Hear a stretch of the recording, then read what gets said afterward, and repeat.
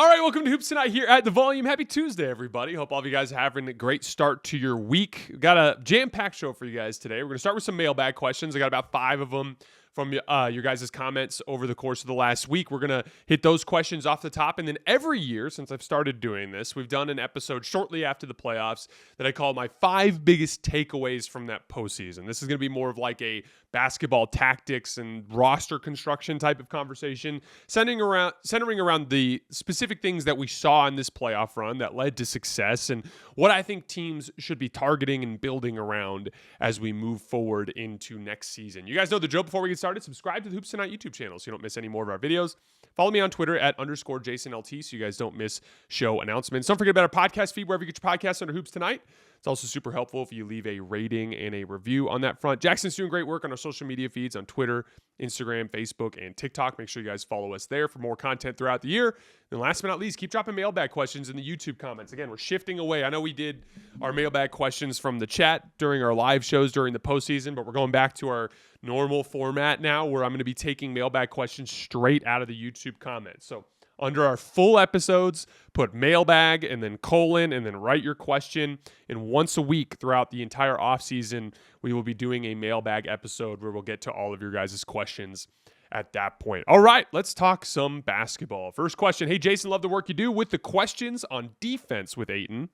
Is there a defensive big that the Lakers could pick up that'll offset Ayton's inability to defend consistently? So, first of all, the free agent market for centers is very limited.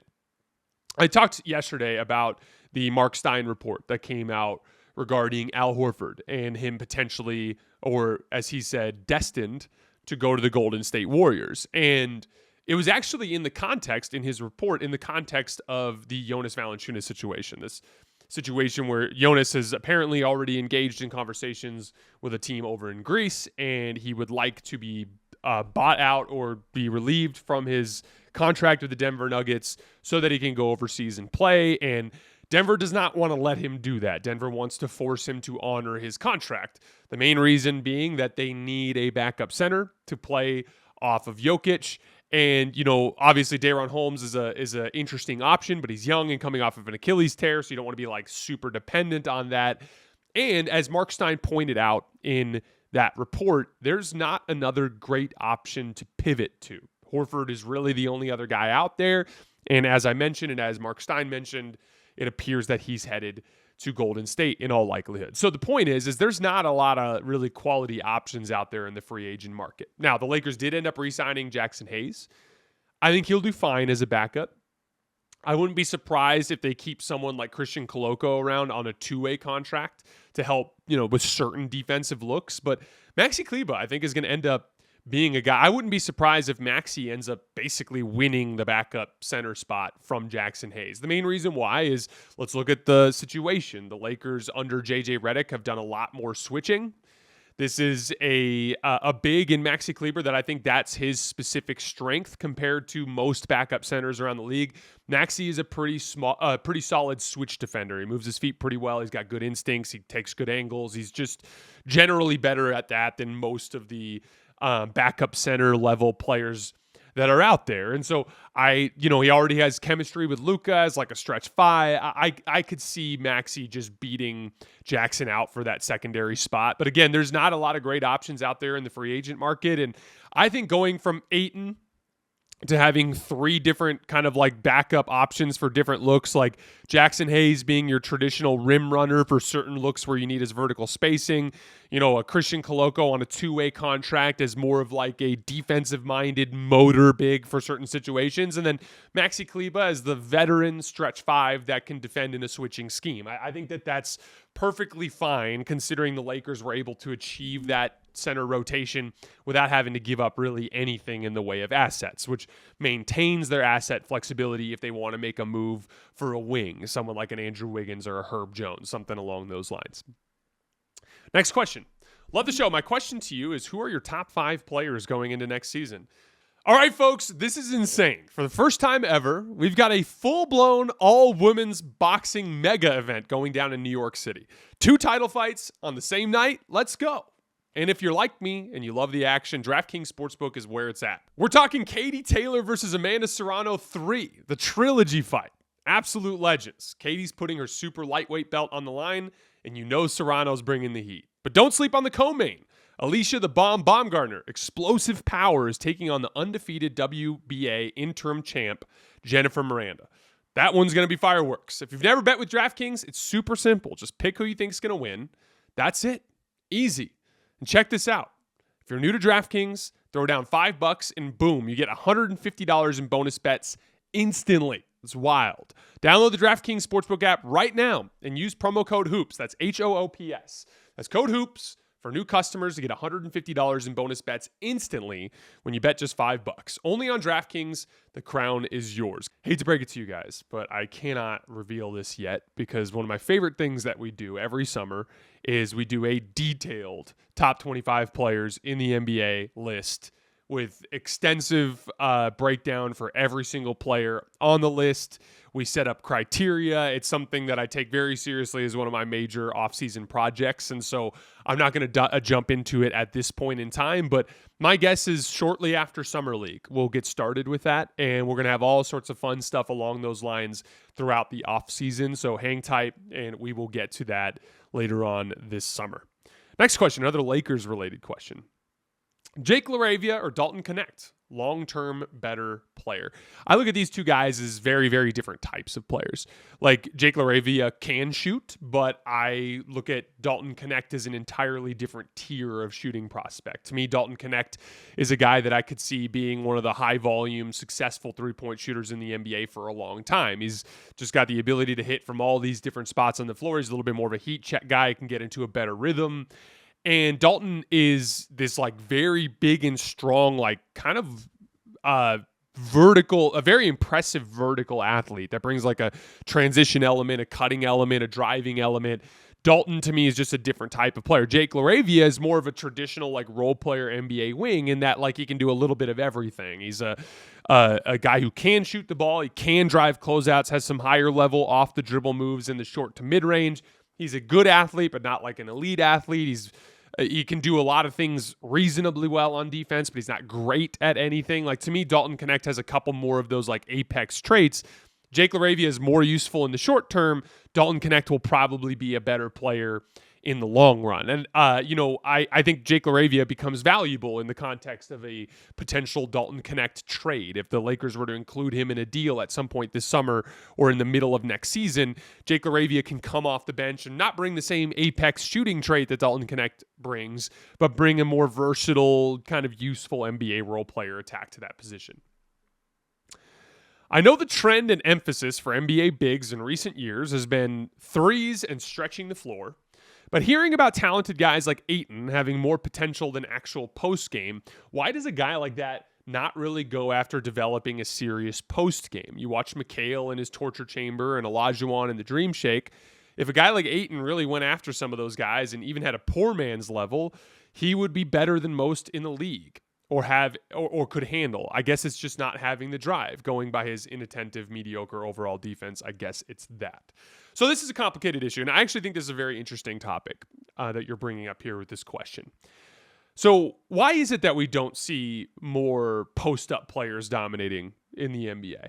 If you go look at Synergy, for example, the high-volume guys, the Jokic's, the Embiid's, those types of guys, they are in like an entirely different tier of volume of post-ups, and then there's just like a giant drop-off, and there's just not that many guys who do it outside of those two.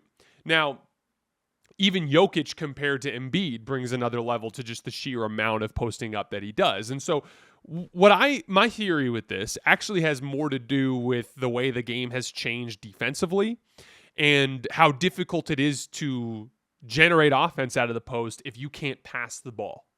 So with the way that teams space the floor defensively now, and with the type of athleticism and speed that's on the floor, it's very easy to load up on a post player and make one pass available, an over the top pass that goes across the court to the opposite corner or to the opposite wing that usually has to go through a bunch of traffic or has to fly looping over the top in order to get there. And it's just a lot easier than it used to be to double team or shade or heavily send help towards a post player and take away that option without really conceding anything super damaging. I've watched this for years as a guy who covers Anthony Davis, and Anthony Davis made progress and got better at it, but there was a reason why they never went to Anthony Davis the same volume that they went to Nikola Jokic in Denver, and it was because inevitably, if he had some success down there, teams would start loading up, and AD just couldn't make the reads. When I was evaluating Ayton as part of the Lakers signing him, and I went back and watched all of this tape, Ayton's post-ups often went awry because he didn't trust his ability to go to power because of the help defense, and so he'd either turn it over against the help defense or he would settle for some difficult over-the-top shot, and that really is the final piece of it. If you want to put everything together to be an elite, high-volume post player in the NBA,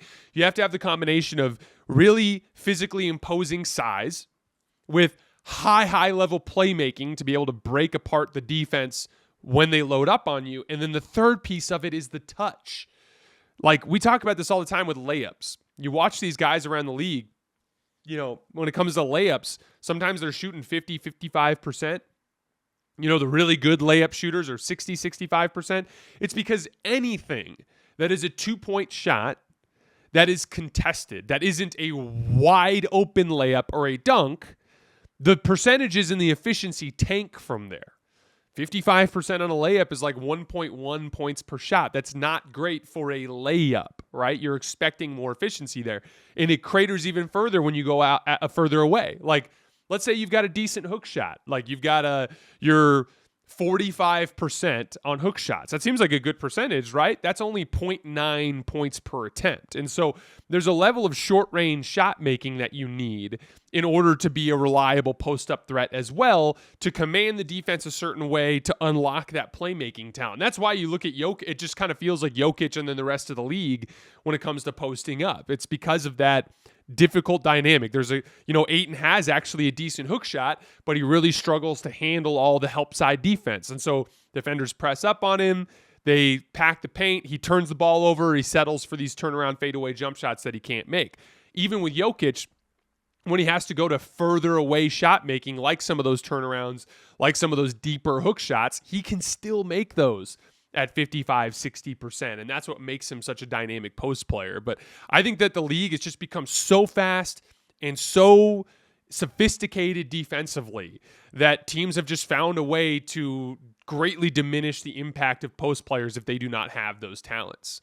And, when we see other guys, like you look at a Şengün, for instance, who's had some impact as a post player, it's power mixed with short-range shot making, and he's got some playmaking talent, although it's not where it needs to be at the level of the best post players in the league. But that's why it's not as simple as just, you got to go into the gym and rep out footwork and hook shots. No, that's not the pathway to success in the post in the NBA. It is a combination of that with reliable short-range shot making and the ability to interpret what the defense is doing and to make the reads. And there just aren't that many guys who can do that.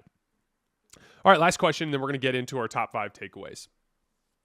Do you like Cam Whitmore more or less than Andrew Wiggins? This is a question that we had in our YouTube comments that I want to evaluate more just as an example of just differing archetypes. We had a similar question earlier regarding Jake LaRavia and Dalton Knecht, right? By the way, Cam Whitmore has been traded to the Washington Wizards. And I think his trade to the Washington Wizards is actually an interesting example of the difference in the archetypes.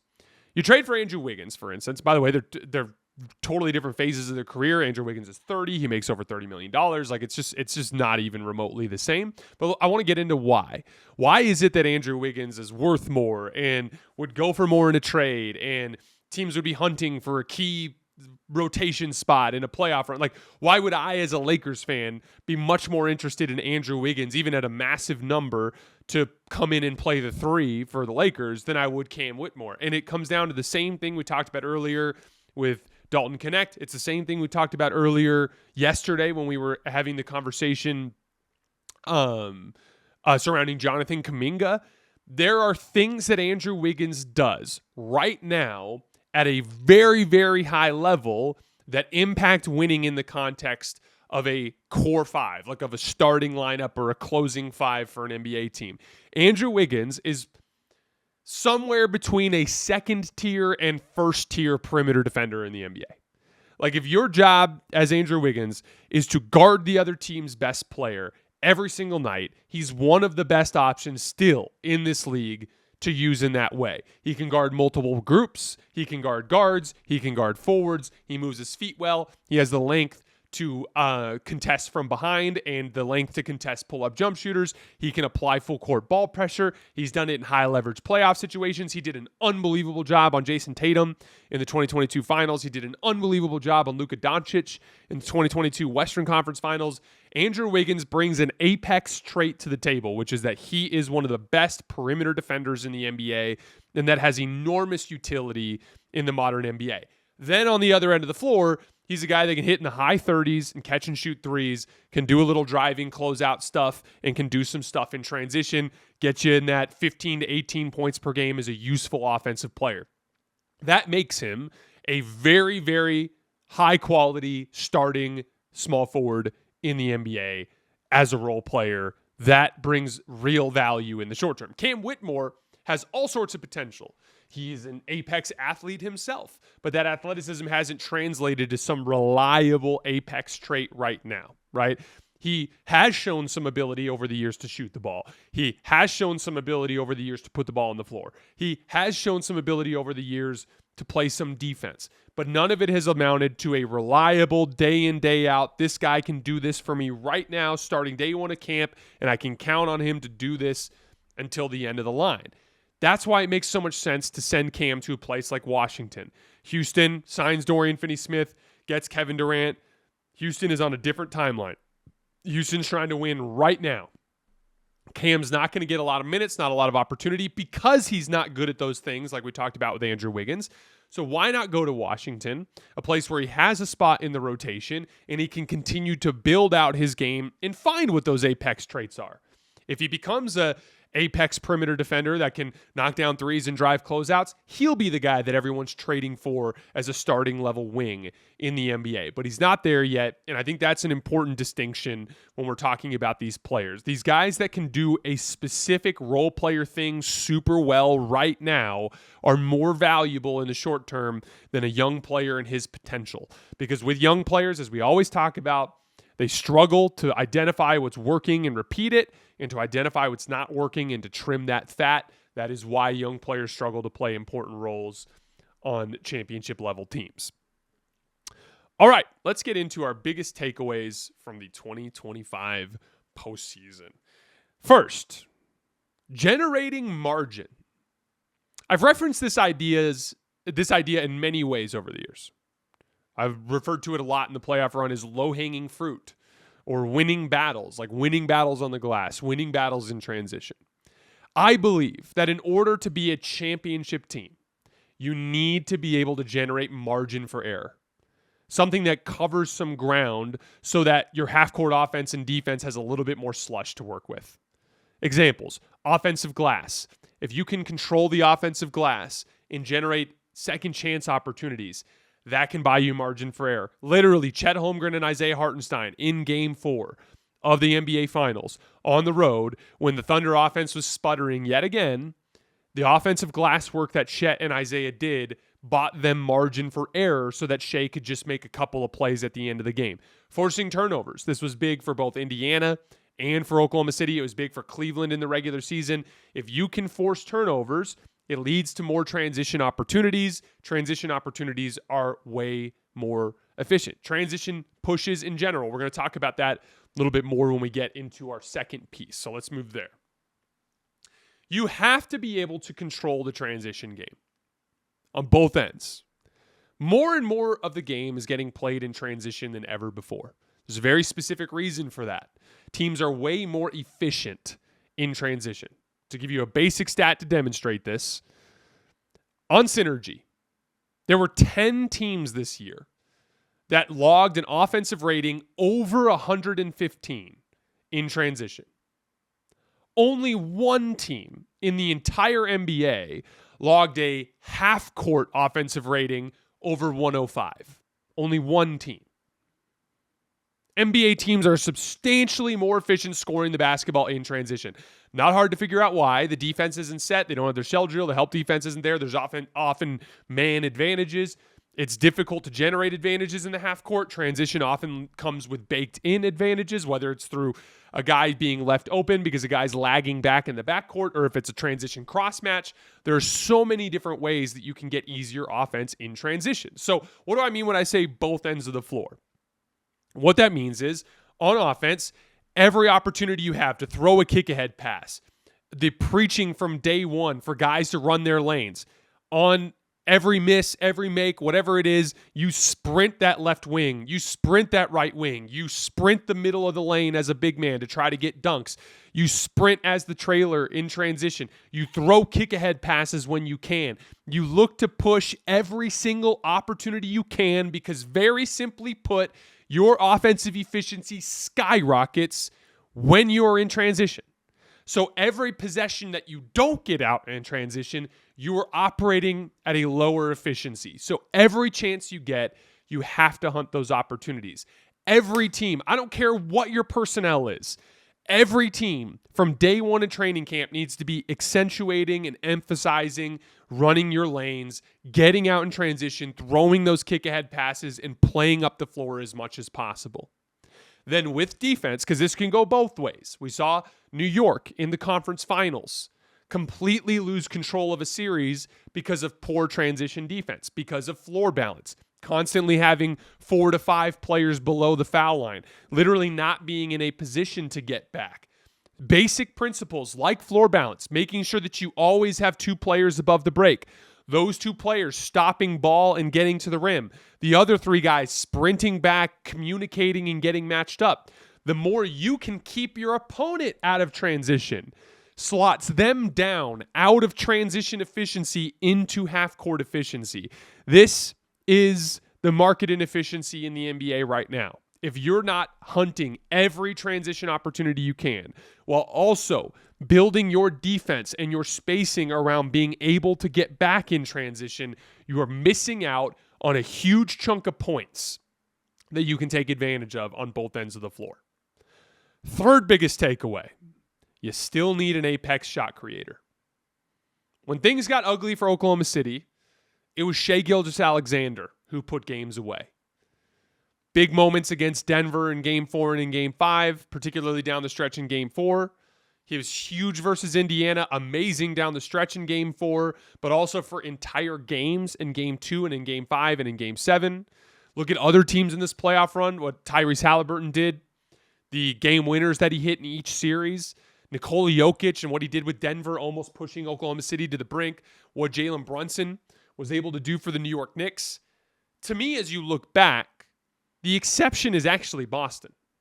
Boston was the team that didn't have your traditional apex star that won, but they were a unique circumstance. They had 5 players that would command over $30 million a year in the open market. They had this brilliant spacing. It was like kind of like a cumulative star power that Boston brought to the table. And there aren't many teams in the league that can ever find themselves in a situation where they can field 5 really expensive players like that. They are the exception. If you go back, though, it's Shai Gilgeous-Alexander this year. It's Jokic the year before Boston. It's Steph the year before Jokic. It's Giannis the year before Steph. It's LeBron the year before Giannis. It's Kawhi the year before LeBron. We can go back and we can go back and we can go back. For all of the talk about depth, and again, depth does matter. We're about to talk about it. You still need an apex star. Boston is the exception to that rule because of their aggregate talent. You need a guy that's like, I can create great shots for my team in shitty, physical, ugly, half-court playoff environments. Number 4, depth. More transition means more running. More drive and kick means more covering ground in rotation. NBA players are running and moving around the floor more than ever before. I think this is a big part of the Achilles tear issue that the NBA has been having for a little while. Think about the landslide runs that Oklahoma City and Indiana went on at various points during the postseason, just simply because their opponents eventually wore down under the ball pressure, under the physicality. The playoffs are a war of attrition. And if you have 8 or 9 guys that you can reliably trust in a postseason setting, you can keep your starters' minutes down in the mid to low 30s which gives you a better chance, or mid to high 30s for some guys. Keeping the minutes down in the 30s gives you a better chance of holding up over 4 playoff rounds. If you have a 6 or 6.5, 7-man rotation, suddenly all your starters are pushing up into the 40, 45-minute range. That's where you end up having problems with wear and tear over the course of the postseason. And again, it's not the end-all, be-all. We've seen teams that don't have an enormous amount of depth win before, but I do believe it is a legitimate advantage in the modern NBA because of the amount of running there is. All of the transition, all of the drive and kick has put more miles per minute on the NBA body than ever before, and depth is a great counter for that specific issue. Lastly, dribble, shoot, pass, and defend role players.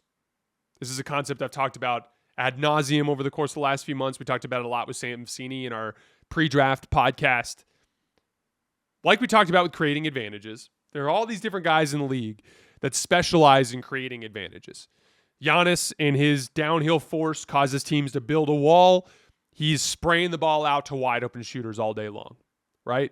Tyrese Halliburton, just through his remarkable quick decision-making with kick-ahead passes and his ability to make reads out of ball screens, he's constantly setting up players with a catch on the perimeter with the dude sprinting out at him at the three-point line. Shai Gilgeous-Alexander, like legitimately drawing lots of double teams from Indiana down the stretch of that series. Nikola Jokic constantly drawing double teams out of the post, dumping it off to players. I don't care who it is or how they do it. Steph Curry sprinting off of off-ball screens and constantly drawing multiple defenders. These guys create situations where either a player is standing at the three-point line wide open with a guy sprinting out at them, or inverted spacing, catching the ball around the middle of the floor in a man-up advantage, meaning like a 4-on-3 or a 3-on-2 where that guy has to either quickly score or make a quick decision. That is the type of advantage. Those are the types of advantages that these stars are creating. You need to have players that can knock down catch-and-shoot threes, drive closeouts, make decisions when they drive closeouts, or make decisions in short roll situations. That's the dribble, shoot, pass element of it. But at the same time, if you can't defend, it becomes a problem on the other end of the floor. So a role player that has versatility on that front. It doesn't matter if you're the best shooter in that group, but you can't dribble, you can't pass, and you can't defend.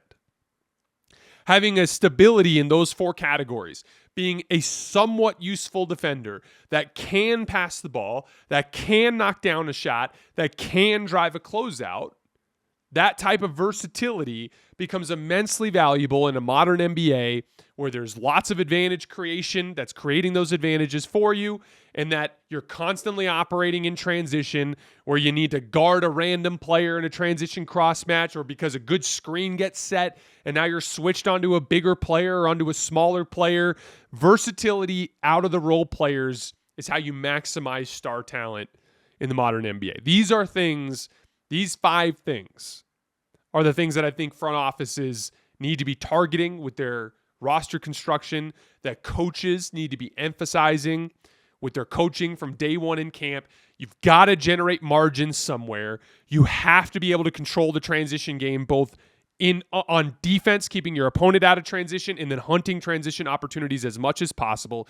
You have to find an apex advantage creator. You cannot win a championship without one. You need to have depth to be able to survive all the mileage that you're putting on bodies throughout the season.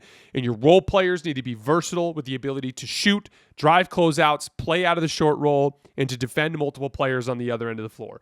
Those, to me, are the market inefficiencies around the NBA that teams need to be hunting. All right, guys, that's all I have for today. As always, I sincerely appreciate you guys for supporting me and supporting the show. We're going to take the next day off, Wednesday off. In Summer League, what we have planned is on Thursday night, we'll have an instant reaction to the Cooper Flagg, Dylan Harper, Bronny James games from Thursday night. We'll have that on the feed that evening. On Friday morning, Jovan Buha, who runs a great Lakers YouTube channel. You guys might remember me, used to cover the Lakers for The Athletic as well. He'll be coming on the show to talk some Lakers stuff. On Friday night, we have another instant reaction to some Summer League games from that day. We also have Adam Mares coming on the show to talk some Denver Nuggets And then we will also have an episode on Saturday night as well, breaking down the second round of games for the top picks, Cooper Flagg and Dylan Harper. We'll be recording on Friday night and Saturday night at the Wynn Studio in Vegas, so I'm super excited about that. We'll be around. We'll be at the games, so make sure you come say hi. I'll kind of tweet out and let you guys know where we're at if you guys want to come say hi. But again, jam-packed week scheduled for you guys in Summer League that we're very excited for. All right, we will see you guys later this weekend.